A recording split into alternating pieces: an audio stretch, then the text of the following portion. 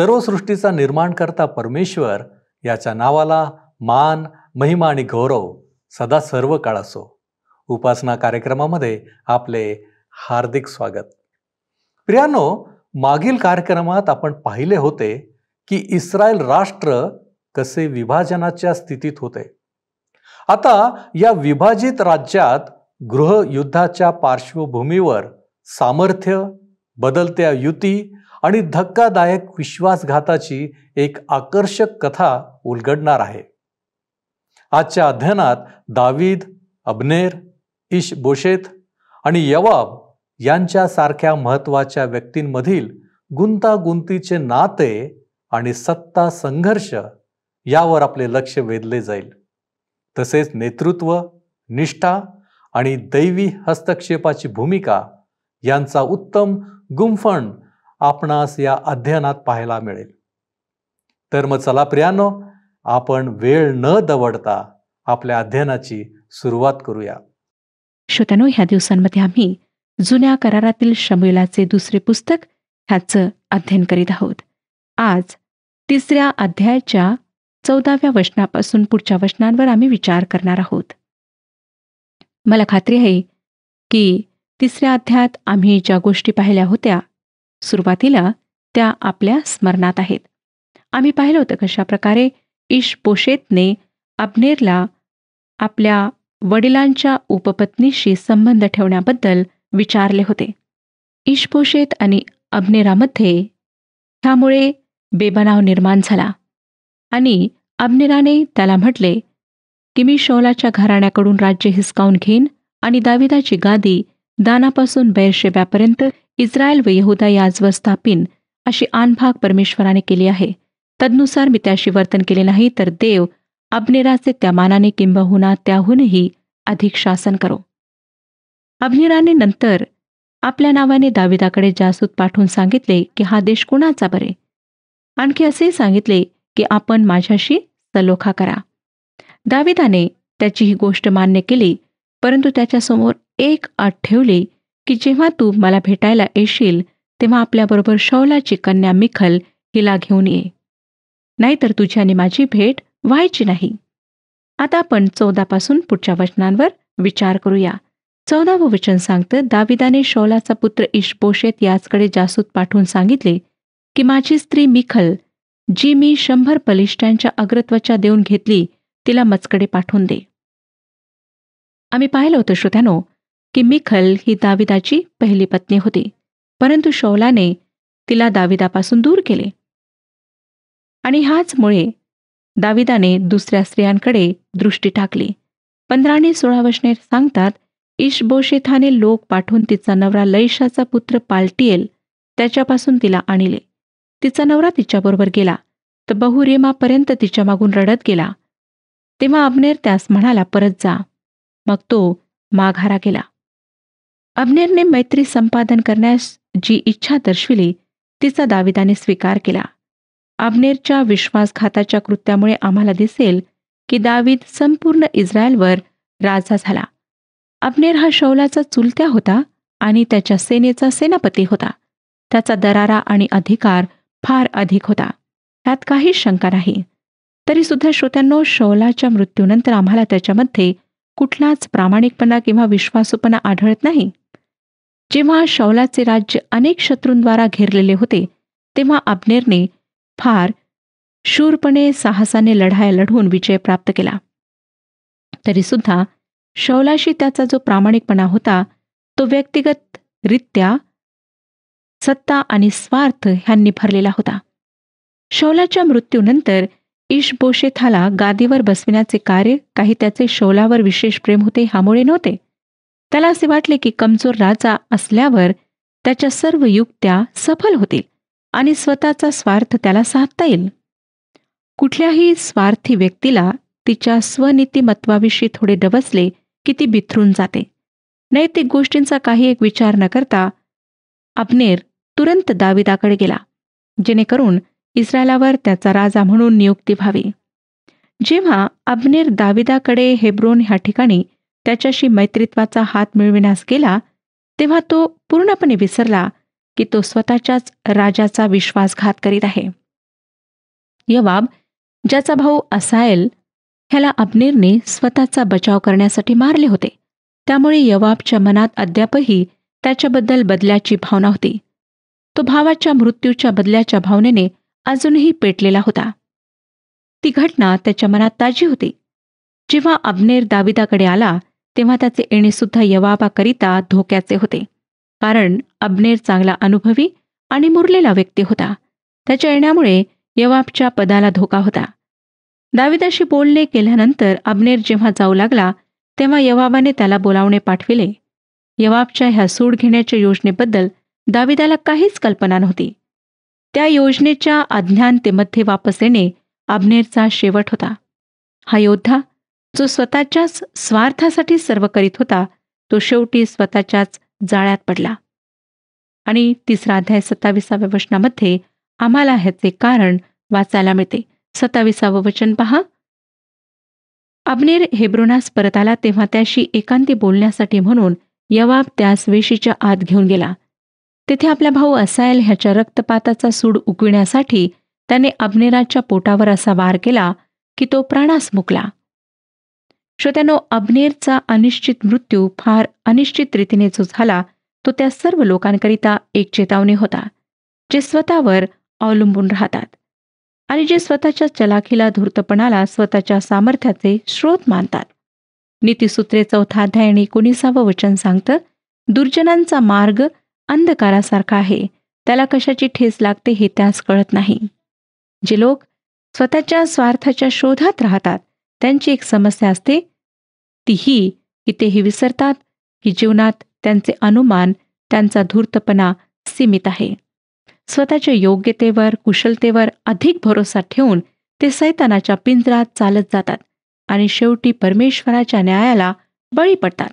नीतिवचन 16 अध्याय आणि 25वं वचन सांगतं, मनुष्याला एक मार्ग सरळ दिसतो, पण त्याच्या शेवटास मृत्यूपथ फुटतात. दुष्टपणाला दुष्टाद्वारेच शिक्षा मिळते आणि हिंसकता हिंसेद्वारेच कमी करण्यात येते. ज्या ठिकाणी आणि ज्या प्रकारे अब्नेरचा मृत्यू झाला ती घटना ह्या जगाला एक फार मोठा धडा शिकवते. अनेक लोक जे पापाच्या परिणामाला विसरून पाप करण्याकरिता स्वतःला पुढे नेतात. अब्नेर हेब्रोनच्या वेशीजवळ फाटकाजवळ होता. योवाब त्याला वेशीच्या आत, फाटकाच्या आत घेऊन जातो. हेब्रोन हे शरणपुरांपैकी एक नगर होते. जर शत्रू ह्या नगरामध्ये शरण घेईल, आश्रय घेईल, तर त्याच्यावर आक्रमण केल्या जात नसे. अब्नेरला चांगल्या प्रकारे माहीत होते की त्याचे हात रक्ताने माखलेले आहेत, तो अपराधी आहे. त्याने शत्रूची उपस्थिती सुद्धा जाणून घेतली, परंतु अब्नेर ह्या खुल्या दरवाजाचा उपयोग करून घेऊ शकला नाही, जे एक मुक्तीचे द्वार होते. तो स्वतंत्र माणूस होता. वेशीच्या फाटकाच्या आत जर त्याने एक पाऊल उचलले असते तर तो मृत्यूपासून वाचू शकला असता, परंतु त्याच्या गर्वाने त्याला तसे करू दिले नाही. गर्वाने त्याला पळून जाऊन आश्रय घेण्याची परवानगी दिली नाही, कारण त्यामुळे तो आवश्यकतेमध्ये आहे, नम्र आहे हे स्पष्ट झाले असते. म्हणून दावीद आपल्या विलाप गीतात म्हणाला, मूढाप्रमाणे अब्नेरास मृत्यू प्राप्त व्हावा काय. आता 3 अध्याय 33 आणि 34 वचने पहा काय सांगतात. दाविदाने अब्नेरासाठी विलाप करून हे गीत म्हटले, मूढाप्रमाणे अब्नेरास मृत्यू प्राप्त व्हावा काय. तुझे हस्त बद्ध केले नव्हते, तुझ्या पायात बेड्या घातल्या नव्हत्या. अधर्म्यांपुढे जसा कोणी पतन पावतो तसा तू पतन पावलास. हे ऐकून लोक त्याच्यासाठी पुन्हा रडू लागले. श्रोत्यांनो, परमेश्वराचे आशीर्वाद अगदी जवळ असताना सुद्धा अब्नेराला आशारहित, शांतीरहित मृत्यू आला. दाविदाने त्याला आदरयुक्तपणे दफन केले. 38वं वचन पुढे आम्हाला सांगतं. 3 अध्याय 38वं वचन. राजा आपल्या सेवकास म्हणाला, आज इस्रायलातला एक सरदार, एक मोठा पुरुष पडला, हे तुम्हाला कळत नाही काय. श्रोत्यानो, आम्हाला दिसतं ह्याच योवाबाविषयी राजाचे पहिले पुस्तक आणि 2 अध्यायात की हा काही अब्नेरपेक्षा चांगला नव्हता, ज्याला अब्नेरपेक्षा अधिक संधी मिळाली, पण त्याने त्या सर्व गमावल्या. हा सरुवेचा, जी दाविदाची बहीण होती, तिचा पुत्र होता. बऱ्याच ठिकाणी त्याने विजय संपादन केला होता.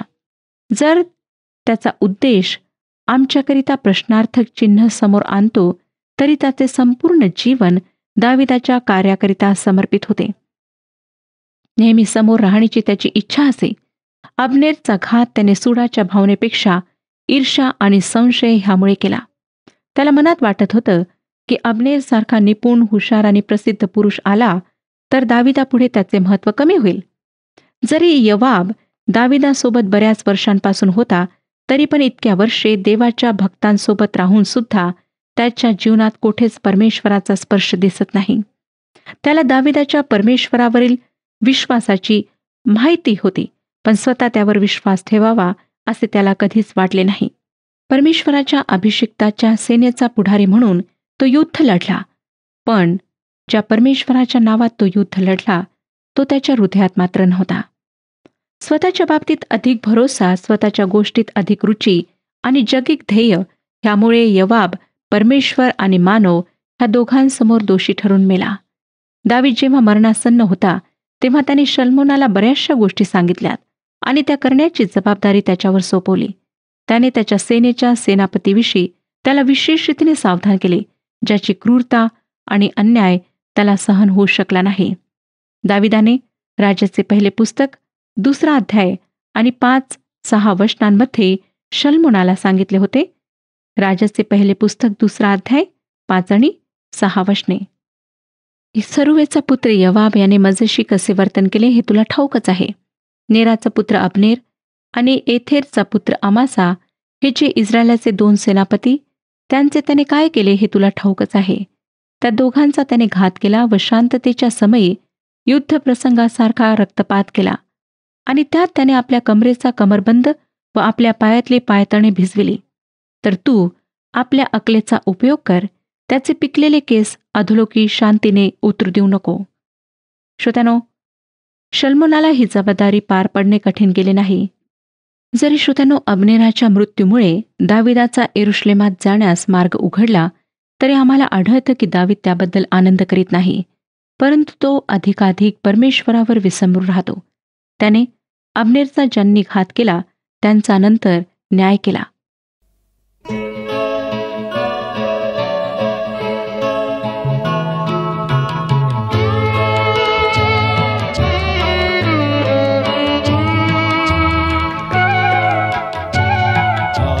जीव तुझ साठीच रे ख्रिस्ता, आता स्वीकारून घे मला.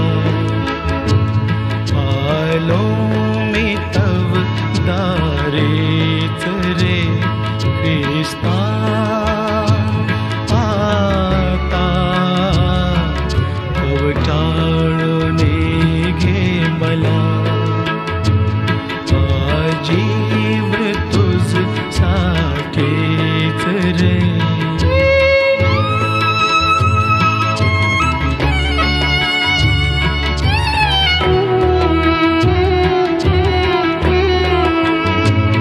जगी नाही कोणी भेटला जीवलग सखा तुझ सारखा.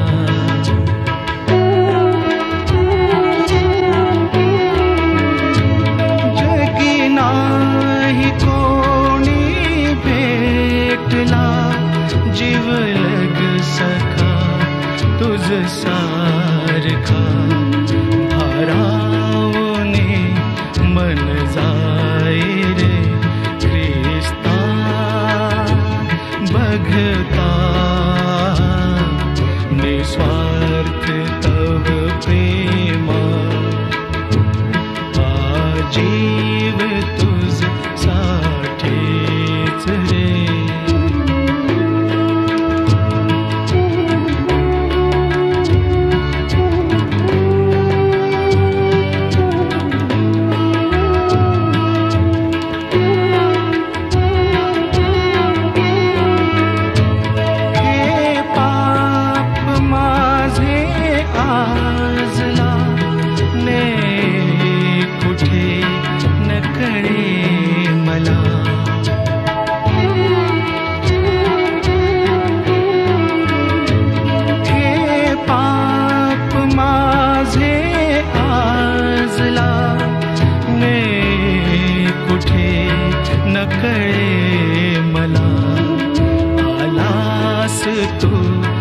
माझ्यासाठी रे ख्रिस्ता आता स्वरक्ते तू मजला हा जीव तुझसाठी रे ख्रिस्ता.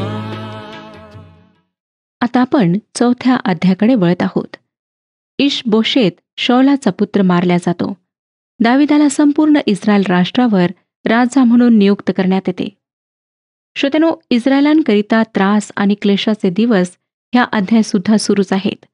आंतरिक संघर्ष आणि यादवी युद्धानंतर शौल आणि योनाथान ह्यांचा मृत्यू झाला. ही वेळ परमेश्वराच्या लोकांसाठी हृदय हालवून सोडणारी आणि हृदयाला तोडणारी होती. पवित्र वचनाच्या ह्या भागाकडे पुष्कळदा दुर्लक्ष करण्यात येते. मला पूर्ण खात्री आहे की हा भाग 2 कारणांमुळे आमच्याकरिता वचनात ठेवण्यात आलेला आहे. पहिले कारण, येशू ख्रिस्ताच्या परिवाराला आम्हाला दाखवून त्याची वंशावळी आम्हाला दाखविण्याकरिता, आणि दुसरे कारण म्हणजे आम्हाला उदाहरणादाखल ह्या गोष्टी देण्याकरिता. पौल करिंथकरास पहिले पत्र 10 अध्याय आणि 11 वचनात म्हणतो, करिंथकरास पहिले पत्र 10 अध्याय 11 वचन, ह्या गोष्टी उदाहरणादाखल त्यांच्यावर गुदरल्या आणि जे आपण युगाच्या समाप्तीप्रत येऊन पोचला आहोत त्या आपल्या बोधासाठी लिहिल्या आहेत. ह्या गोष्टी ह्यासाठी सांगितल्या गेल्या आहेत जेणेकरून आमची आध्यात्मिक रूपाने वाढ व्हावी. श्रोत्यांनो, आम्ही आधीच पाहिले की दाविदाच्या विरुद्धात बंड करण्यात आले, ज्याला यहुदी वंशजांच्या लोकांवर राजा म्हणून नियुक्त करण्यात आले होते. तो हेब्रोनमध्ये गेला, जे दक्षिणी राजाच्या अगदी किनाऱ्यावर बसलेले होते. शौलाचा मुलगा इशबोशेतला राजासनावर बसवून अब्नेरने बंड केले, परंतु अब्नेरने शौलाच्या उपपत्नीपैकी एकीला स्वतःच्याकडे घेतले. त्यामुळे इशबोशेतने त्याला ताकीद दिली, त्याला दाटले, आणि म्हणून अब्नेरने घर सोडले आणि तो दाविदाला जाऊन मिळाला. ही एक फार मोठी चूक होती, कारण अब्नेरला असायलच्या हत्येबद्दल मारण्याकरिता, त्याचा सूड घेण्याकरिता यवाब त्याची वाट पाहत होता. आता इशबोशेतने अब्नेर गमावला होता, जो त्याच्या सेनेचा सेनापती होता. त्याचे सैन्य फार दुर्बळ होते आणि त्याला माहीत होते की तो आपले राज्य दाविदाच्या विरुद्धात बिना सेनेचे कायम ठेवू शकणार नाही. अब्नेरची हत्या झाली होती. आता तो काय करणार? 4था अध्याय पहिली 3 वचने आम्हाला सांगतात, अब्नेर हेब्रोन येथे मारला गेला हे शौलाच्या पुत्राने ऐकले, तेव्हा त्याचे हात दुर्बल झाले व सर्व इस्रायल लोक घाबरे झाले. शौलाच्या पुत्राजवळ 2 पुरुष सेनानायक होते. एकाचे नाव बाना व दुसऱ्याचे नाव रेखाब. हे बन्यामिनी वंशातला रिमोन बेरोथकर ह्याचे पुत्र. बेरोथ हे नगरही बन्यामिनाच्या प्रांतात मोडत आहे. बेरोथकर गित्त इमास पळून गेले व आजपर्यंत तेथे उपरी म्हणून राहिले आहेत.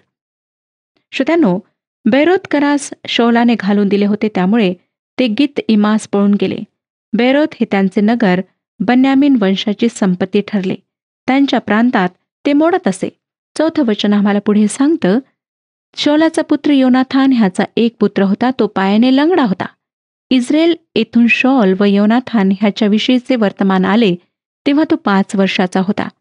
त्यावेळी त्याची दाई त्याला घेऊन पळाली. ती घाईने पळत असता तो खाली पडून लंगडा झाला. त्याचे नाव मफीबोशेत असे होते. श्रोत्यांनो, मफीबोशेत हे फार असाधारण असे नाव आहे, पण त्याला लक्षात ठेवा. मफीबोशेत आणि दाविदाची गोष्ट फार उत्तम आहे, चांगली आहे. हा मुलगा योनाथानाचा होता. जोपर्यंत तो जिवंत होता तोपर्यंत तो निरंतर दाविदाकरिता धोका होता, कारण त्याला राजसिंहासनावर बसण्याचा हक्क होता. तो योनाथानाचा पुत्र होता, त्यामुळे दावीद त्याच्या डोक्यावरच्या केसाला सुद्धा धक्का पोहोचवणार नव्हता. नंतर दावीद शौल आणि योनाथानाच्या घरच्या लोकांना शोधून काढतो, त्यांची हत्या करण्यास नाही, परंतु त्यांच्यावर दया दाखविण्यासाठी. 5 आणि 6 वचने, दुपारी उन्हाच्या वेळी इशबोशेत आराम करीत असता रिमोन बेरोथकर ह्याचे पुत्र रेखा व बाना हे त्याच्या घरात घुसले. गहू आणण्याच्या मिशाने घरात शिरून त्यांनी त्याच्या पोटावर वार केला. मग रेखा व त्याचा भाऊ बाना हे निसटून गेले. रेखा व बाना हे शौलाच्या सेनेतील अब्नेर सेनापतीच्या वर्चस्वाखाली असलेले साधारण कार्यकर्ते होते. जेव्हा त्यांना कळले की अब्नेरचा मृत्यू झाला आहे आणि त्यांनी दाविदाची शक्ती आणि पराक्रमाला ओळखले, तेव्हा त्यांनी इशबोशेतला मारण्याचा कट केला. जेव्हा इशबोशेत झोपलेला होता तेव्हा ते त्याच्या शय्यागृहात घुसले आणि त्याच्यावर वार केला. त्यांनी केलेले हे कार्य फार घृणित आणि लज्जास्पद होते आणि त्याचप्रमाणे ही एक मोठी घोडचूक होती. त्यांना वाटले की त्याला मारल्यामुळे दाविदाला आनंद होईल आणि त्यांचे दाविदाशी चांगले संबंध जुळतील. इतकंच नाही, पण त्यांना असं सुद्धा वाटलं की दावीद त्यांना ह्याकरिता बक्षीस देईल. 7 आणि 8 वचने पहा काय सांगतात. ते घरात शिरले तेव्हा तो आपल्या शय्यागृहात पलंगावर निजला होता. तेथे त्यांनी त्याचवर प्रहार करून त्याचा वध केला व त्याचे शिर कापून घेऊन ते रातोरात आरामाच्या वाटेने गेले. त्यांनी इशबोशेताचे शिर हेब्रोनात दाविदाकडे आणले. ते राजास म्हणाले, पहा, आपला शत्रू व आपला प्राण घेऊ पाहणारा शौलाचा पुत्र इशबोशेत ह्याचे हे शिर आहे. आज परमेश्वराने माझ्या स्वामी महाराजा प्रित्यर्थ शौल व त्याचा वंश ह्यांचा सूड उगविला आहे. श्रोत्यानो, त्यांनी इशबोशेतचे शिर डोके दाविदाकडे नेले. कल्पना करा, दाविदाने त्याचा कधी स्वीकार केला नाही. दावीद अशा गोष्टींना कधीच संमती देणार नव्हता. त्याने कधी संमती दिली नव्हती. 9 ते 12 वचने पुढे आम्हाला सांगतात, दाविदाने बेरोतकर रिमोन ह्याचे पुत्र रेखाब व त्याचा भाऊ बाना यास उत्तर दिले की ज्या परमेश्वराने सर्व संकटातून माझा जीव वाचविला त्याच्या जीविताची शपथ, आपण चांगले वर्तमान आणले आहे अशा समजुतीने एकाने मला शौलाच्या मरणाची बातमी दिली. तेव्हा मी सिकलाग येथे त्यास धरून वथिले. बातमी आणल्याचे हे बक्षीस मी त्यास दिले. तर आता दुष्ट मनुष्यांनी एका निर्दोष मनुष्याचा त्याच्या घरात त्याच्या पलंगावर वध केला आहे. त्याच्या खुनाचा मोबदला घेण्यासाठी तुम्हास या भूतलावरून नष्ट करावे हे कितीतरी विशेष आवश्यक आहे, नाही काय? दाविदाने आपल्या तरुण लोकांस आज्ञा केल्यावरून त्यांनी त्यांचा वध केला आणि त्यांचे हातपाय तोडून त्यास हेब्रोनाच्या तळ्यापाशी टांगिले. इशबोशेताचे शिर नेऊन हेब्रोनात अब्नेराच्या कबरेत पुरिले. श्रोत्यानो, रेखाब व बाना हे दोघे खुनी होते. त्यांनी राजाचा खून केला होता. त्यांच्या ह्या क्रूरतेबद्दल व भयंकर कृत्याबद्दल दाविदाने त्यांची कत्तल केली. बाकी 11 वंशाच्या लोकांनी ओळखून घेतले की त्यांचे कशाही प्रकारे वर्चस्व आता चालणार नाही आणि ह्या समयी दाविदाविरुद्ध बंड करणे मूर्खपणा आहे हे त्यांनी ओळखले. म्हणून त्यांनी त्याच्याशी शांतीने संबंध स्थापित करण्याचे ठरवले. श्रोत्यानो, दाविदाच्या जीवनावरून आम्हाला दिसतं की त्याने परमेश्वराच्या नियमांच्या विरुद्धात जाऊन आपल्या शत्रूचा सुद्धा धोक्याने सूड उगवला नाही, परंतु जे देवाचे अभिषिक्त आहेत त्यांचा आदर त्याने त्यांना दिला. जरी शौलाने त्याच्या विरुद्धात इतकी कार्यवाही केली, त्याचा प्राण घेण्याचा प्रयत्न केला, संपूर्ण आयुष्यभर शौल दाविदाचा पाठलाग करीत राहिला, तरी दाविदाने त्याच्याशी विश्वासघात केला नाही. तो त्याच्याशी प्रामाणिक राहिला. तसेच ह्या ठिकाणी सुद्धा ज्या लोकांनी राजाचा खून केला, ज्यांनी त्याच्याशी विश्वासघात केला, त्यांचा त्याने न्याय केला. आम्हाला दिसतं श्रोत्यांनो की त्याने कधीच संधीचा फायदा देवाच्या वचनाच्या विरुद्धात घेतला नाही. किती उदार हृदय दाविदाचे होते. जरी तो संकटात पडला, जरी त्याला आपल्या प्राणाची चिंता होती, तरी सुद्धा तो परमेश्वरावर विसंबून होता. त्याने कधीच जल्दबाजीमध्ये कुठलाच निर्णय घेतला नाही, परंतु प्रत्येक निर्णय घेताना तो परमेश्वरावर विसंबून राहिला. परमेश्वराच्या मार्गदर्शनाची त्याने वाट पाहिली आणि कसल्याही प्रकारे त्याने आपल्या कृत्यांमध्ये चूक केली नाही. जरी श्रोत्यानो तो पापामध्ये पडला, परंतु आम्हाला हेच दिसतं की त्याने पश्चाताप केला. त्याने प्रत्येक वेळी देवाला आपल्या जीवनात प्रथम स्थान दिले. म्हणून श्रोत्यानो, त्याच्या त्या पापानंतर सुद्धा परमेश्वराने त्याच्या पापांची क्षमा केली आणि त्याला आपल्याकरिता उपयोगात आणले. आणि म्हणूनच दाविदाच्या मुखातून निघालेले इतके महान स्तोत्र आज आमच्याकरिता स्तोत्रसहिता ह्या पुस्तकात ठेवलेले आहेत, ज्याद्वारे आम्हाला नेहमीच आशीर्वाद मिळतो. आज आम्ही दाविदाच्या जीवनावर विचार करूया की तो किती महान होता. त्याने किती दुःख सहन केले, त्याच्यावर संकटे आलीत, तरी सुद्धा तो विश्वासात डगमगला नाही, विश्वासामध्ये दृढ राहिला. आणि त्यामुळेच आज आम्ही दाविदाच्या जीवनावरून इतके महान पाठ शिकू शकतो. श्रोत्यानो, काय आपण आज विश्वासामध्ये डळमळत आहात आणि संकटाच्या स्थितीमध्ये मनाप्रमाणे निर्णय घेण्याकरिता आपण पुढे सरसावत आहात. लक्षात घ्या की दाविदाने संकटाच्या स्थितीमध्ये, दुःखाच्या स्थितीमध्ये सुद्धा स्वतःच्या मनाने कुठलाही निर्णय घेतला नाही, परंतु सगळ्या अवस्थेमध्ये, स्थितीमध्ये तो परमेश्वरावर अवलंबून राहिला. मला खात्री आहे की आजच्या वचनाच्याद्वारे परमेश्वर आपणाशी बोललेला आहे. श्रोत्यानो, अधिक आणि अधिक ह्या वचनांवर विचार करा आणि पहा की परमेश्वर आपणाला काय शिकवू इच्छितो. परमेश्वर आपणा सर्वांस आशीर्वाद देव. हा कार्यक्रम आपणास आवडला काय? आता आम्हाला एक मिस कॉल करा आणि आपण पुढील विजेता होऊ शकता.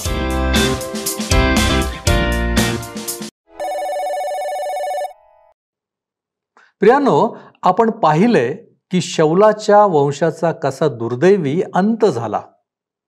इकडे दावीद राजा देखील आता आचार विचार यांनी प्रगल्भ झालेला दिसला.